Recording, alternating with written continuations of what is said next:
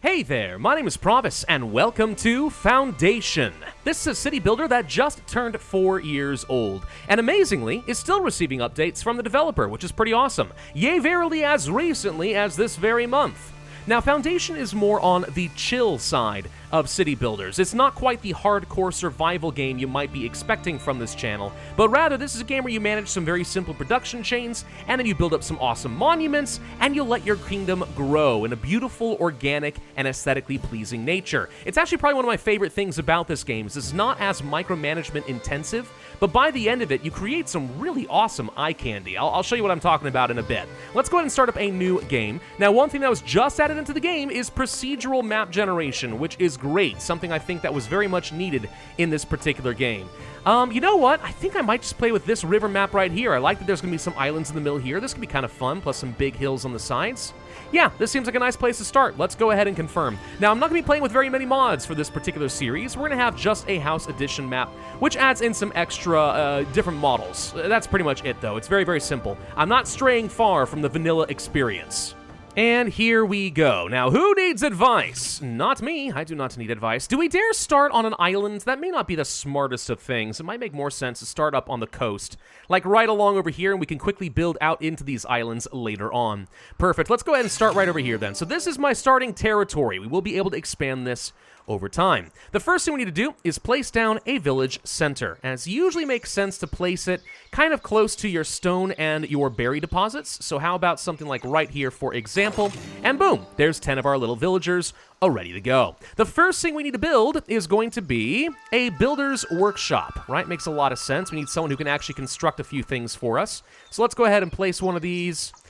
How about right over here? We'll go ahead and build that at the cost of 5 lumber. While people are working on that, actually we can go ahead and assign people right now that I think about it. While people are going to be working on that though, let's go over here and start working on gathering up some food and some other resources. A gatherer's hut would make a lot of sense. We can place one right over here. Berries are an infinite source of food. They never really go away, and this is where I'm saying that the game has a certain chill aspect. It's not something you have to expand in order to survive, but rather there's a proper way to play the game and there's a poor way to play the game, and I'm hoping to show you the proper one. Anyway, this is a good source of some food, which we are going to need. I also want to get myself a lumber camp. How about one right over here toward the center of town for now? Could be okay. I'm probably going to have a warehouse like right over here, so let's actually set this up like this, all right? Go ahead and build out the lumber camp, and we will also build out a stonecutter's camp because I desperately am going to need all of these resources.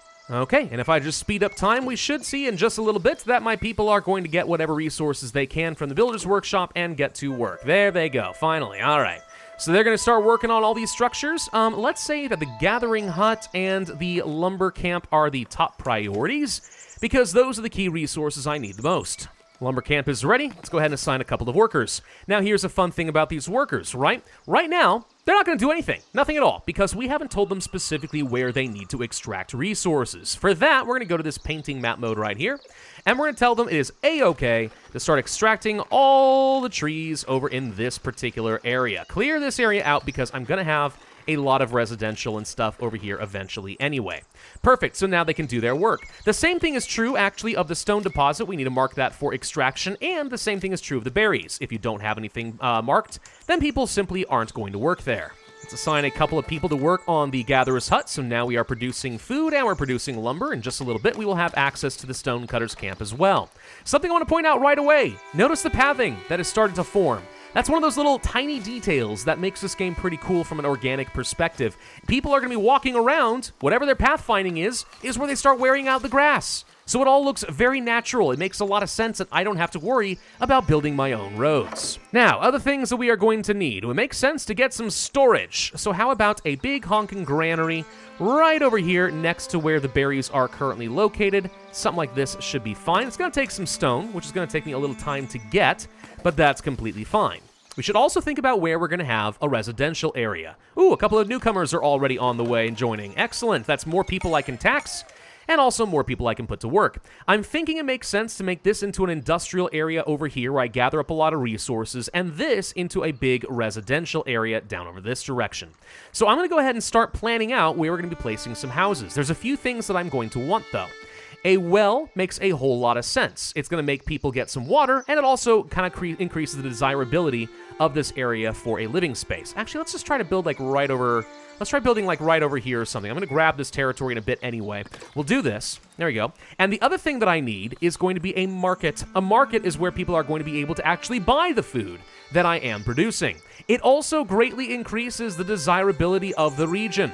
So you want to place it pretty much smack dab in the center of any of your residential neighborhoods. There's our granary. Let's assign one person to work here as a transporter, assign berries as the primary resource for now. We can store up to 400 in here. We can actually store a lot more than that if I want to, but I'll save these resource slots for something else a little bit later. So let's suppose we want to place down a market stall somewhere over close to the well. I'm going to place the market, let's say, right here. This is going to be the center post. Now we have to choose its function. It's not for free building with no functions. This is specifically to place down market stalls and get a market up and running. So let's go ahead and click on that. The only thing I'm able to really build right now is a single food stall. That's fine. That's all I need. We'll go ahead and rotate it around. Let's have it somewhat close-ish to the well. Right over here is probably fine. And for good measure, do I want to go ahead and just buy another territory right now? It should be free. I can take, let's say, they're kind of split right along here, huh? I could take, like, let's say this territory right over here. It actually has a lot more resources if I want it. Or I could go ahead and start working over here to the islands. We'll get there later, I guess. Let's go ahead and pick up this territory. Boom. All right, we get some more mineral deposits. If I want to set up another village over in this direction, I could. There's even more stuff over here. Yeah, we could have several big food and industrial centers over here if I so desire, but that's fine. So there's the market stall. Let's go ahead and assign berries over here and one person to work here. And bada boom, we now technically have a market. It's stranded in the middle of the woods and feels kind of stupid, but there it is. Don't worry, we'll fix that soon. So you might be wondering, how do you house your poor widow peoples? The answer is, you don't do anything. Actually, what you do is you just place down some simple residential zoning, and they'll build their own houses. So what I'm going to do now is just flag, let's say, this entire approximate area. For now, we'll do something kind of like this. One big area right here, and anywhere in this zone, they are welcome to take some of the wood from my stores and go ahead and build out their own homes, which you can actually already see is starting to happen. There's the blueprints for some housing over there. There's blueprints for housing over here. There's some more tucked in the woods over here. Yeah, there you go. Actually, one thing I'm going to do real quick is make sure that no one is allowed to build immediately on top of where I plan on having my market. Leave yourself some room to expand, because eventually you're going to want to have a lot more stalls than this. So let's try for something kind of like that. And I'm going to get rid of this house because it's kind of in the way. While they're working on all this, let me draw your attention to how you advance in the game, which is the progression system, based on your prosperity and the influence you have with several different estates, including labor, the military, and the clergy. For now, though, we only have a prosperity level of 4. If I click on this, we can see what our common path is. If we want to spend some money, we could unlock, let's say, a warehouse. Could also unlock, let's say, the bailiff's office, or the ability to build a wooden bridge. As we gain more prosperity, getting up to 20 and then 50 and so on, more, all the way down to 200 even, we'll get ourselves a whole load of other important buildings like fishing, farming, clothing, all that stuff's important. And then, if we build up some really nice monuments to please the laborers, the king, and the clergy, we can get more things from here. For example, abilities get more decorations on your building, increasing their functions, getting you more influence and splendor. You can also get your things like the tavern, or you can get some more tax policies, etc. Military buildings are kind of important. Luxury buildings produced by the monks. Yeah, lots of good stuff you can do there. For now, we can only go down the common path, but one thing I want to do very early on is get some splendor in each of these categories, so I'll have access to all of the different building types.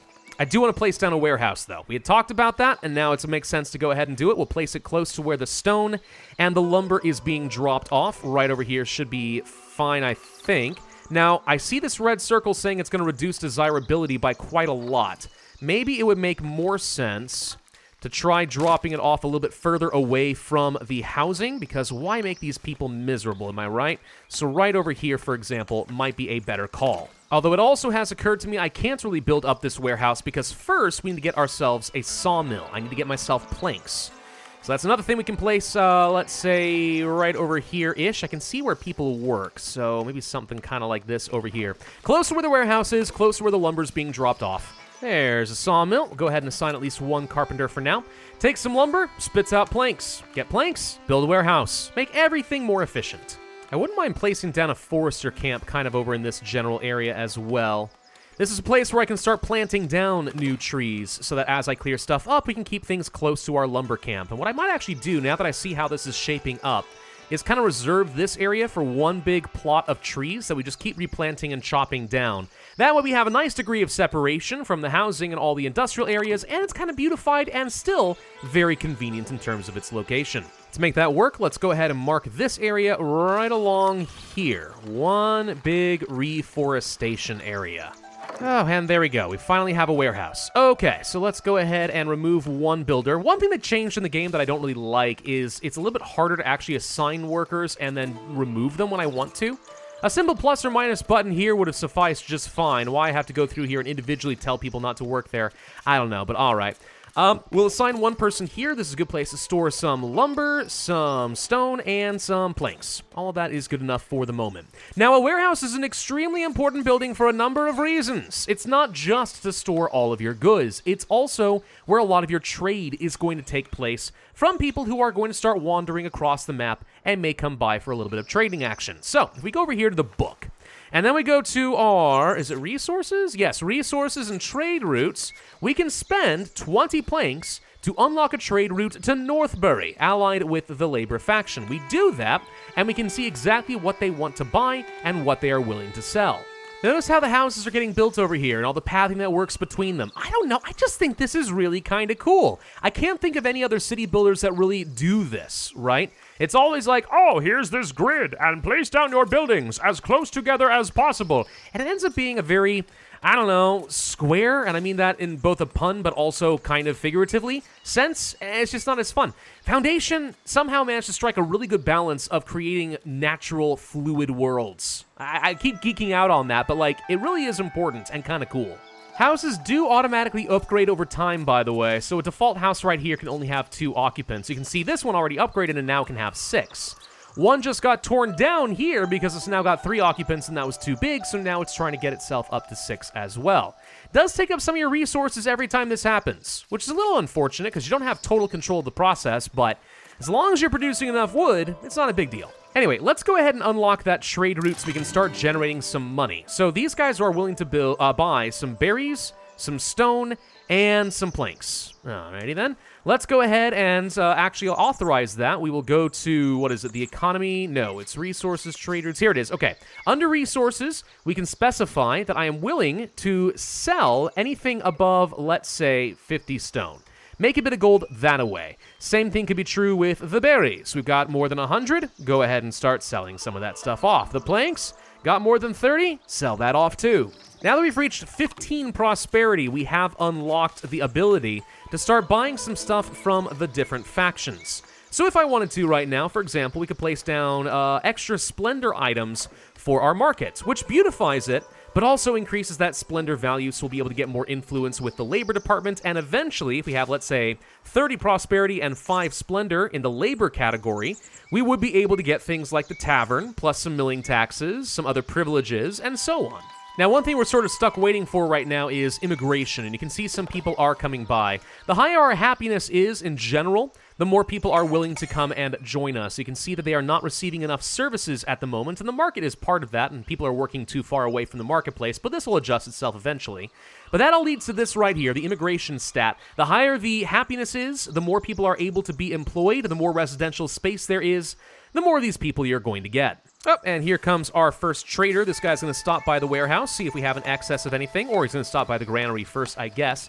Buy a bunch of the berries, he's going to buy some of our other stuff if he's interested in it, and he walks off. This is your early game method of generating some gold coins, which we'll be able to use to unlock new buildings, grab more territory, etc. And eventually pay taxes to our king, whom hath bequeathed this land upon us. Yeah, that's going to be very important too.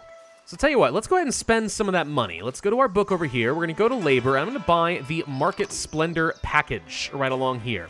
This unlocks a lot of decorative buildings for your market. So now we can click on the market. Now here's the thing. You might think the market is just one little stall right here, and that's all it is, right? And every individual stall is a building. Wrong. That's not how it works. The market is a multi-building structure. So if we go here, we can edit. We can say this is for the market stalls, and oh, lo and behold, we can place more stalls. We can place a food sign, some barrels, ropes, whatever it's going to be. We can place a tent over on top of it. These are all things that are going to increase our Splendor value in that respective category at the cost of money and sometimes some resources.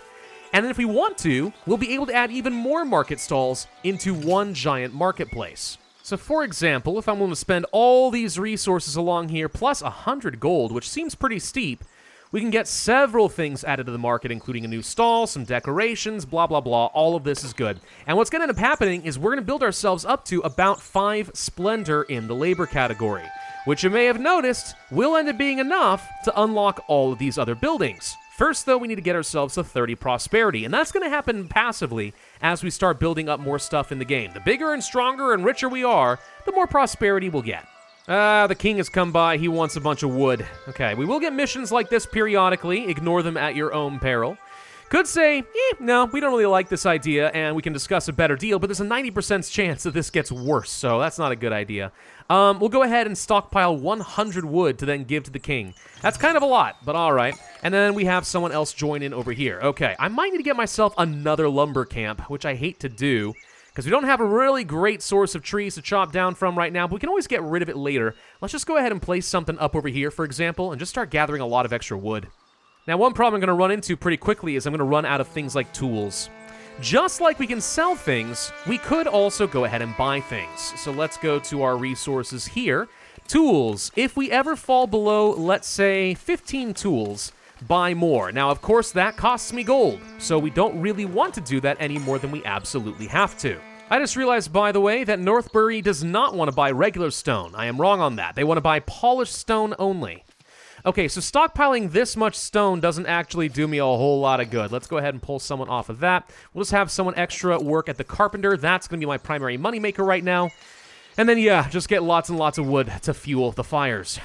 Now, I'm not going to lie to you. This is definitely one of those games where if you're playing more efficiently, you probably could place a lot of things really close to each other and minimize walking time, and it honestly would be the most effective way to go.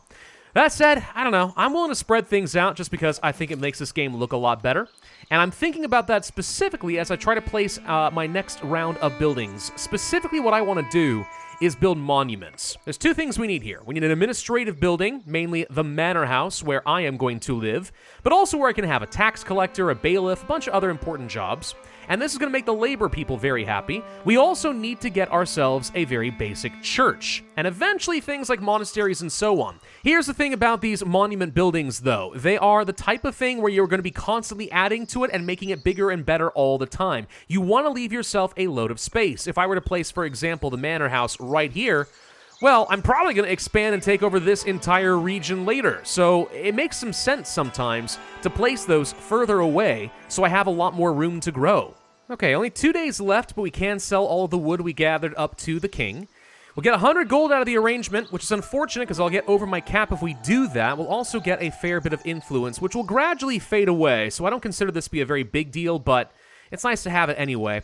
Let's spend a little bit of gold so we don't waste any. Let's go to our progression over here. I will buy the wooden bridge and the bailiff's office. Let's just go ahead and do that. Sell the wood to the king, and bada boom. There we go.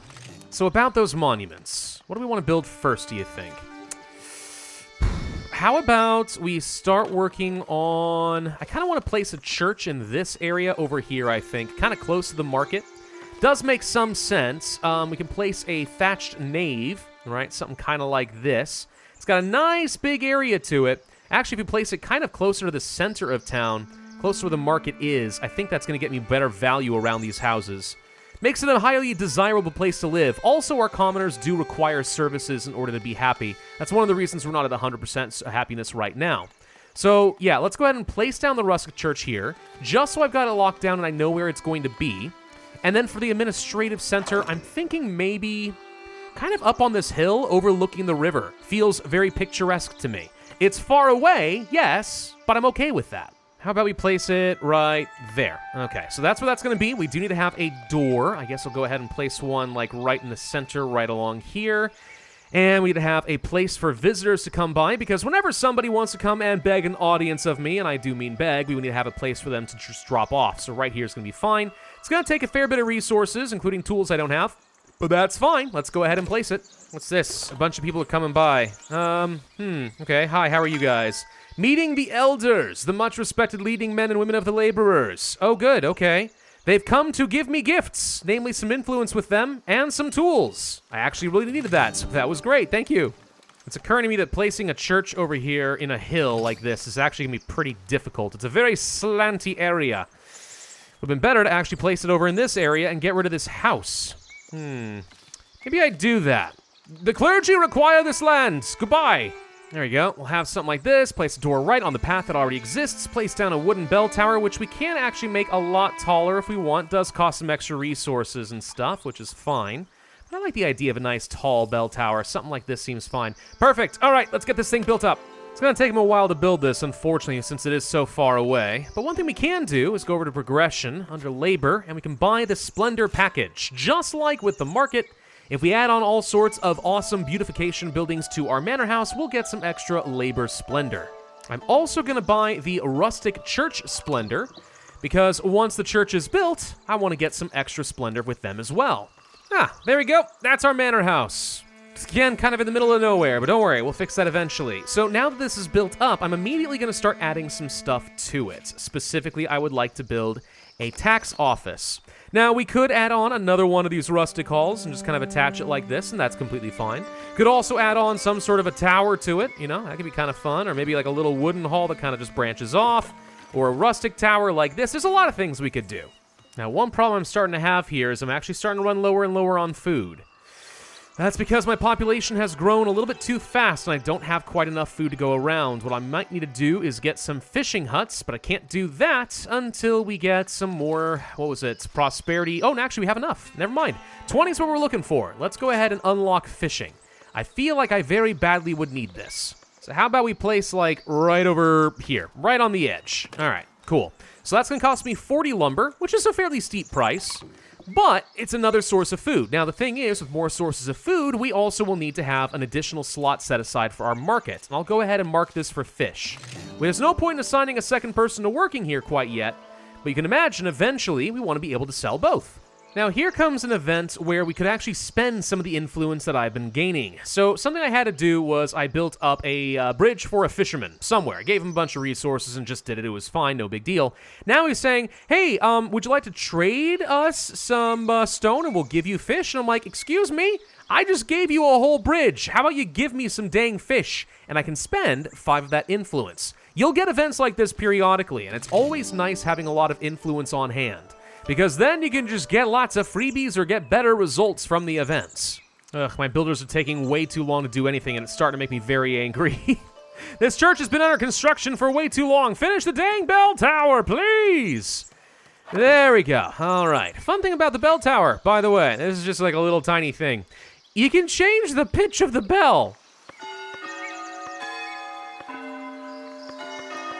Do whatever you want. It's kind of fun if you want to. I don't know. C is pretty good. You can have delays. How many times do you want it to chime? How fast do you want it to chime? Just little things that, like, don't really matter. They don't do anything and add anything to the game except just being kind of fun and cute. Anyway, we have our church built, and we can add on some extra decor if we want to start gaining some influence with the clergy. I do think this is going to be a very good place for us to end this episode. We are pretty much on track to start getting some extra food. That's going to be good. I need to get a tax collector at the manor. That's going to solve some income issues. And as long as we can start producing a lot of materials and sell them, and in fact, actually, before I forget, let's go ahead and buy polished stone. There we go. I've got a lot of stone I can sell off. That just means we'll have plenty of money. Just keep getting that. And then after all of that, farms. Lots and lots of farms on the hills. It's going to be beautiful. I don't know how long we're going to play this series. It's kind of just as long as I feel like it until we get our fill of the game. But I'm looking forward to seeing what I can create, and I hope you're looking forward to this series. If so, I would ask you to hit that like button, leave a comment, subscribe, make sure you hit that notify bell, and I'll see you guys next time.